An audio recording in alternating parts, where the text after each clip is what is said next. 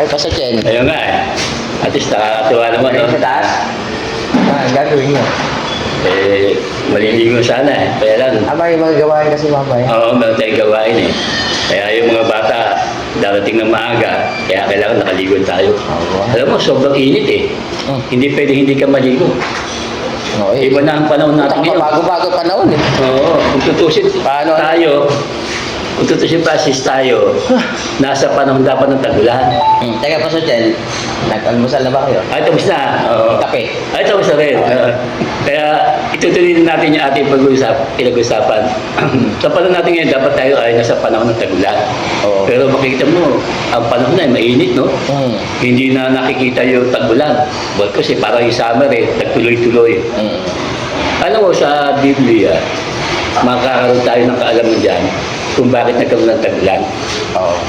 Sa Biblia, nanikain ng Diyos, itong mundong ito, wala namang ulan eh. Oo.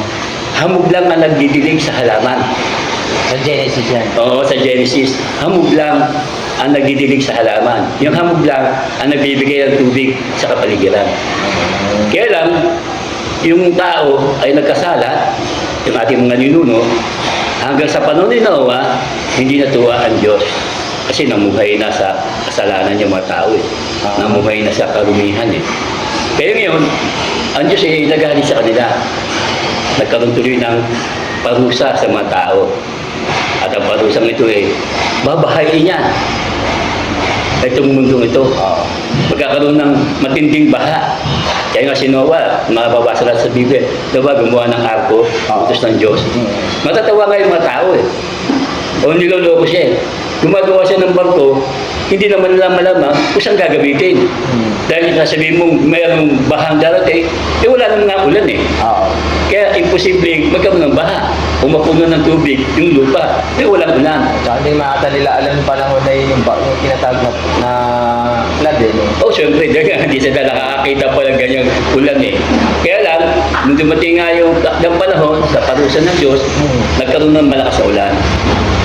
Hanggang napuno nga ng tubig ang buong mundo.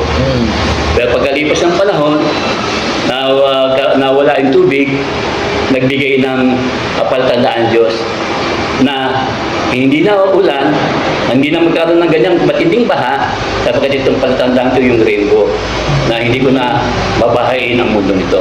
Ibigay ng katiyakan sa mga tao na hindi na tayo makakaranas ng katulad kay Noah.